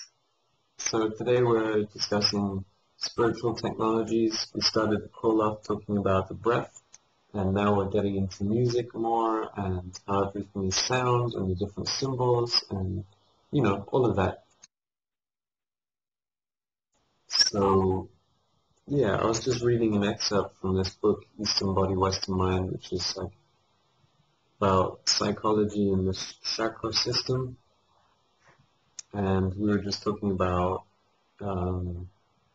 well, Regina was reading her notes out, and yeah, then I was reading this part about the fifth seal, as in the dodecahedron, the throat chakra, the light blue part of the rainbow spectrum. So symbols can be seen as the vibrational essence of what they represent. They are the building blocks of communication and consciousness. They are like packets of meaning that can be stored in one mind and shared with others, each packet enhancing consciousness. When a symbol really speaks to us, when it is full of meaning, then we are said to resonate with it. Resonance. All life is rhythmic, from the rise and fall of the sun to the rise and fall of our breath, from the beating of our hearts to the infinite vibrations of atomic particles within ourselves. We are a mass of vibrations that miraculously resonate together as a single system. In fact, our ability to function as a unified whole depends upon the coherent resonance of the many subtle vibrations within us. The task of the fifth chakra is to enhance this resonance. Resonance is a state of synchronization among vibrational patterns. All vibrations can be thought of as wave-like movements through space and time. Each waveform has a characteristic rhythm known as frequency. Each describes how frequently the wave rises and falls. In music, the pitch of a note can be expressed as a certain frequency. Higher notes vibrate more rapidly while lower notes are slower. When two or more sounds from different sources vibrate at the same time, at the same frequency, they are said to resonate together. This means their waveforms oscillate back and forth at the same rhythm. See line A and B in figure 5.1. Of course, not gonna, yeah. When this happens, the height of the waves is added together, expanding the amplitude, and the waves lock into phase with each other. Once in phase, they tend to remain that way. Oscillating waveforms tend to stabilize when they enter into resonance, much like members of a political movement reinforce each other's political views, because they are on the same wavelength. It is easier, for example, to sing the same note as another than to sing a different one, as we quickly discover when we try to sing harmony. Thus, resonant frequencies tend to bond together. This is a state also known as rhythm entrainment or sympathetic vibration. So I'm not sure where the actual guitar part is, but yeah, I did just break it down before to being, if you're holding the string too tightly, the chord, which you are, then, you're going to limit yourself, and we need to let go of the things which have happened, which are pulling the strings within us, the metaphorical chords, too tightly so it can resonate more fully. I think this is really bang on, a lot of this stuff, to what we're talking about, and getting into divine right timing and synchronization and all of that with one another. It does seem like that's where we're going. And we had Luis on the call yesterday, sharing that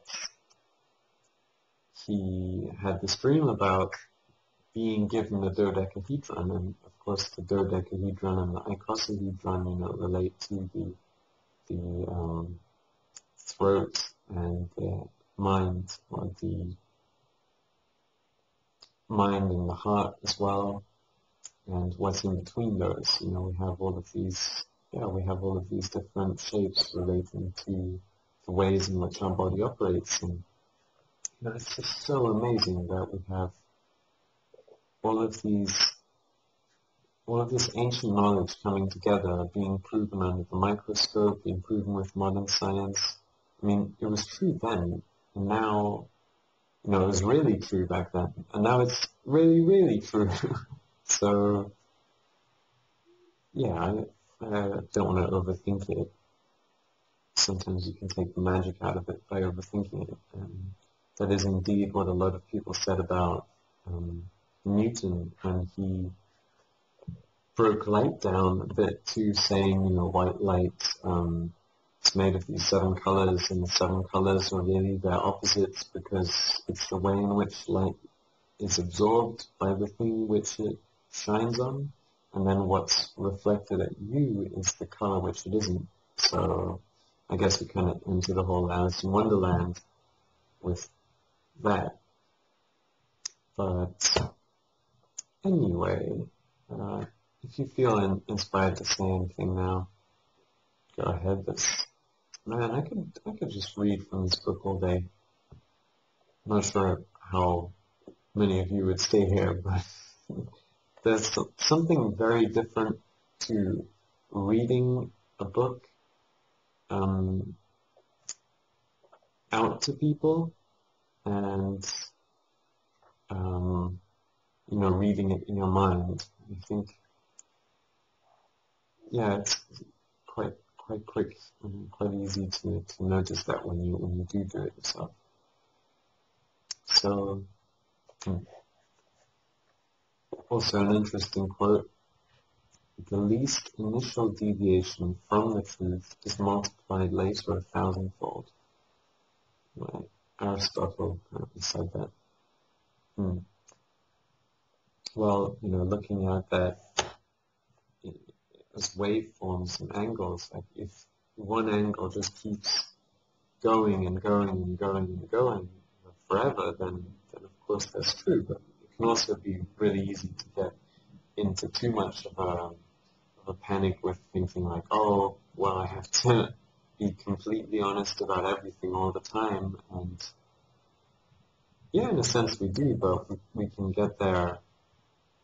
The universe makes room for mistakes, and we are still learning, of course. So, yeah, did you gain anything from that, Regina? Did you find it interesting?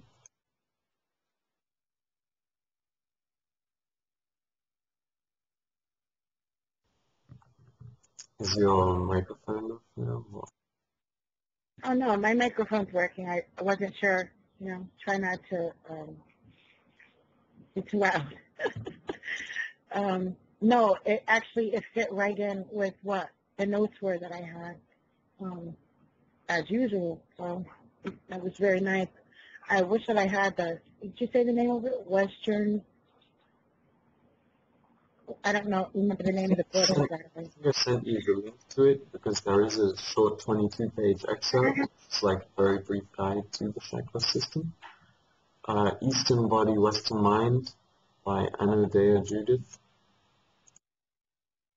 Okay, that sounds like a really good book. It had a lot of stuff in it that was, honey, okay, sorry. It had a lot of stuff in it that was connecting with the things, the thoughts that were already in my head. So I really don't know what to say at this point. It's still like, it hasn't really absorbed. I wish that I could see the words in the book myself so that I could mull it over again, or I will when I listen to the tape. Right now, I'm just sitting with a whole bunch of thoughts. Yeah. I'm looking at Dan Winter's diagrams at the moment, and I just saw that, you know, the shape of two halves of a circle. You know, that's how you, I don't know, it's magic. Like, how does one thing transform into another? You know, it's just so endlessly fascinating. I think the more we try to get to the core of the simple operating procedure of the universe, the more it can surprise and astound us. And like, we have to get beyond this kind of, oh, I get that, oh, I know that, because like the simplest things can you know, really blow you away from a chance. And, yeah. Raw.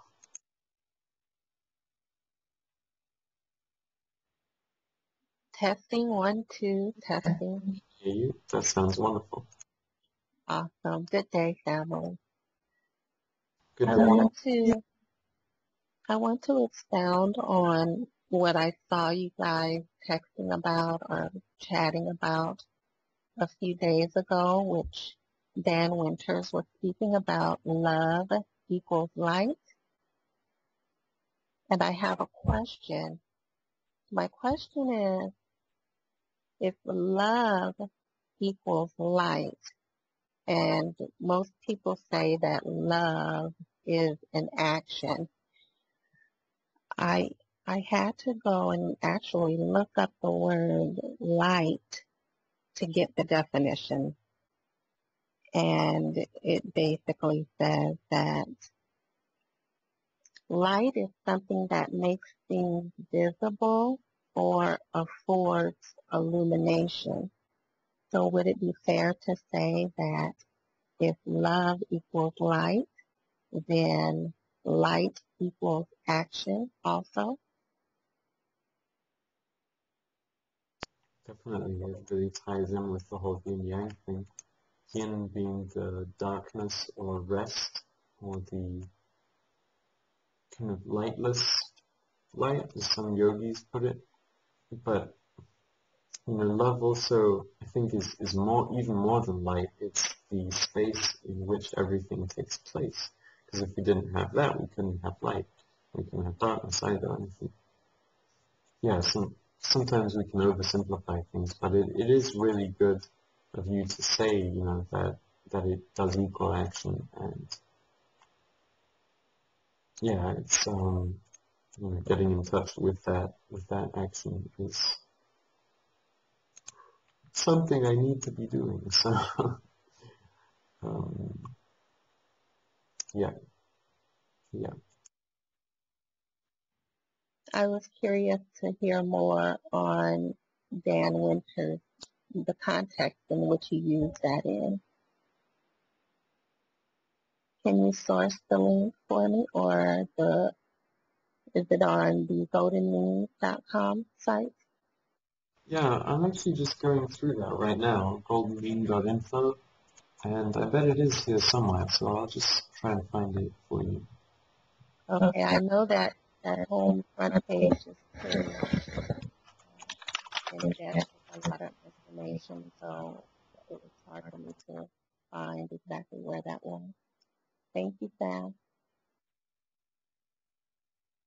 Was that the one where he was talking about how different things have a symbol. Like happy, sad.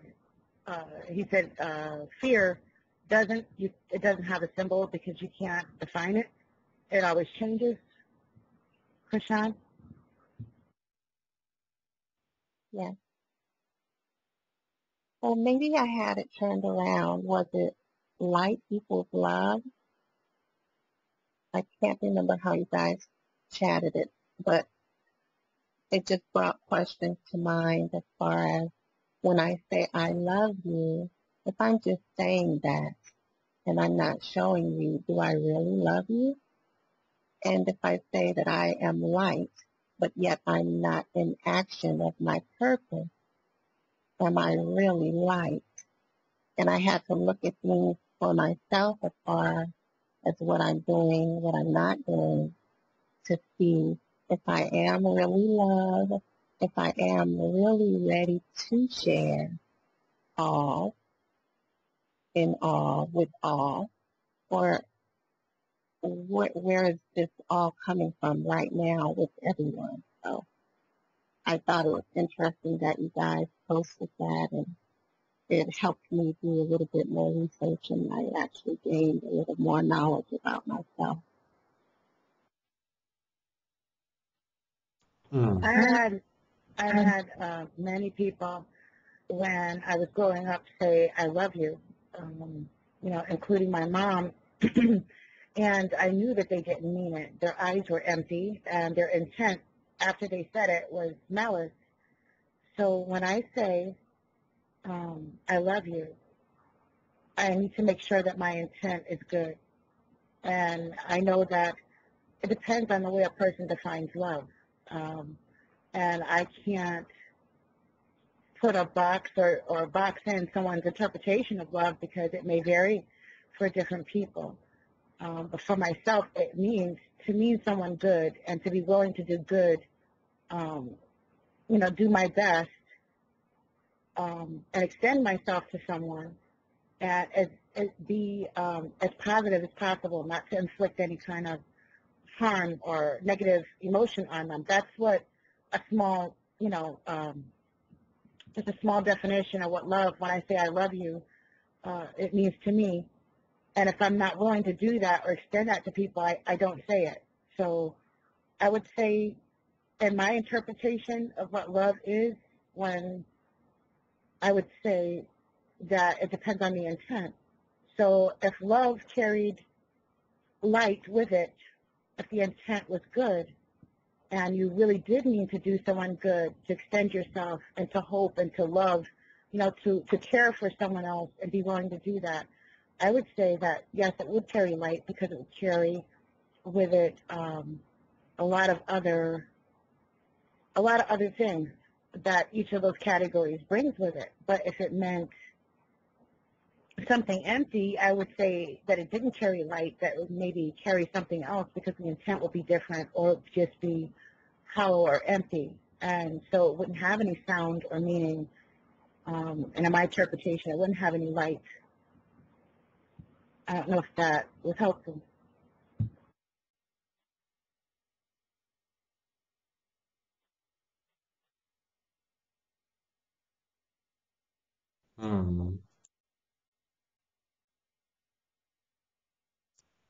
Well, I think just the very act of speaking, we can continuously refine and get closer to absolute love. But let's put it like this: the source of everything is like this light, of which what we are at the moment is a tiny, tiny, tiny, tiny, minuscule fraction. And if we were to, really love with that intensity, we would burn everything up. Like, it would just be too much. We would give everyone sunburn. And you can't just send all that out. So sometimes, when people say it and don't mean it, like, oh, I love you. I mean, I can't, when I try and say it without meaning it, it's kind of difficult for me to do that. I don't know, I can't not mean something on demand. I don't know, it's strange. Well,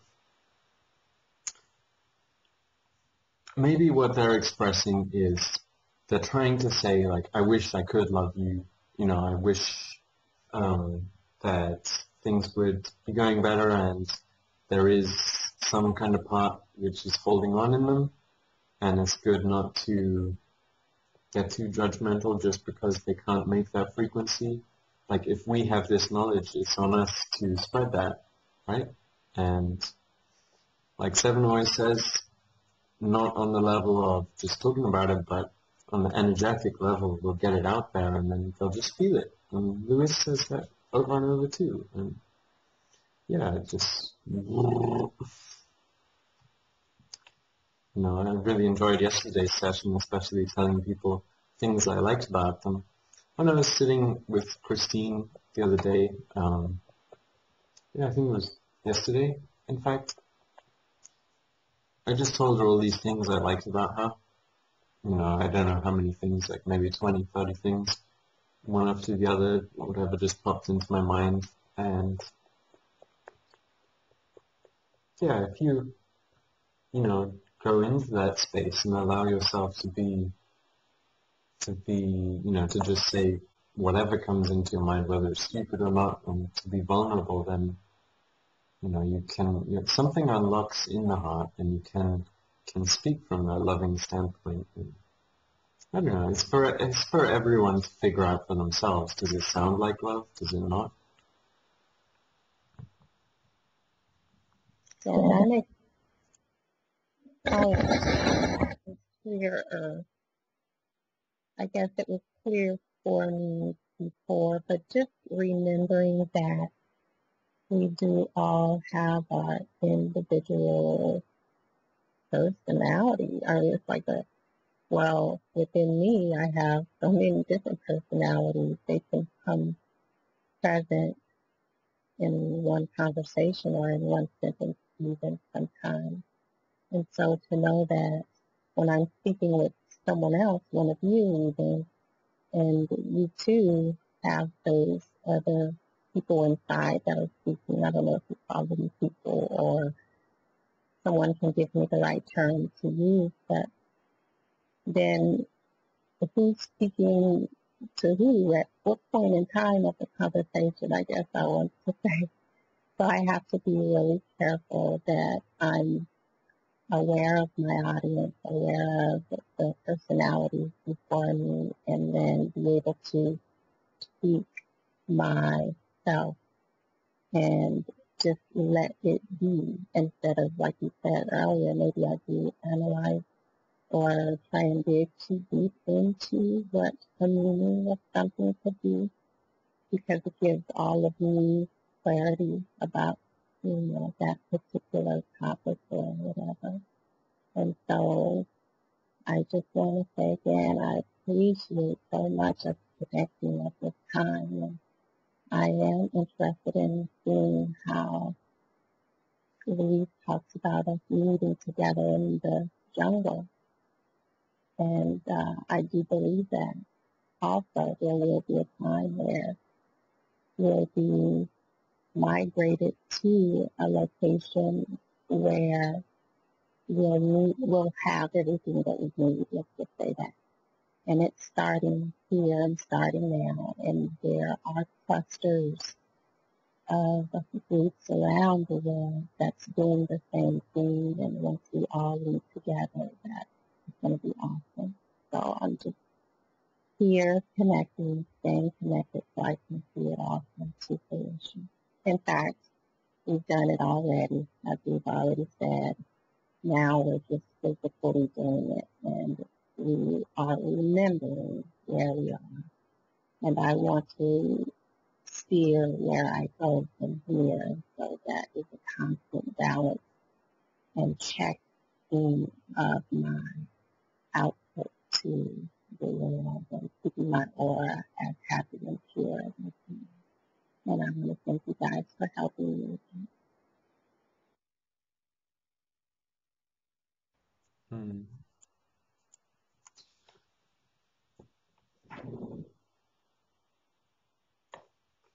yeah, at this point, I think I'm gonna. We've been on the line for around 2 hours, so I think I'm gonna call it a night. And it is, well, a lot to deal with, and like some people have said, it's good to just um, commit to and look into the past few days. And yeah, I really appreciate you all being here to bounce things off of. And it's so funny. I feel like my soul is just preparing a journey for me the whole time, and my body and my mind are kind of resisting it, but it's like the soul every day will set up a perfect path for what needs to be known and what needs to be shown. And I get this really strong vibe from everyone that they already know so much more than what they pretend to, and that they pretend to be this person, who they are, so I can realize exactly who I am. And it's just, when I think of it that way, I'm like, wow, people would do that? So, yeah, wholeness and balance vibrations to everyone, and thank you for being here, playing this game we call life on planet Earth.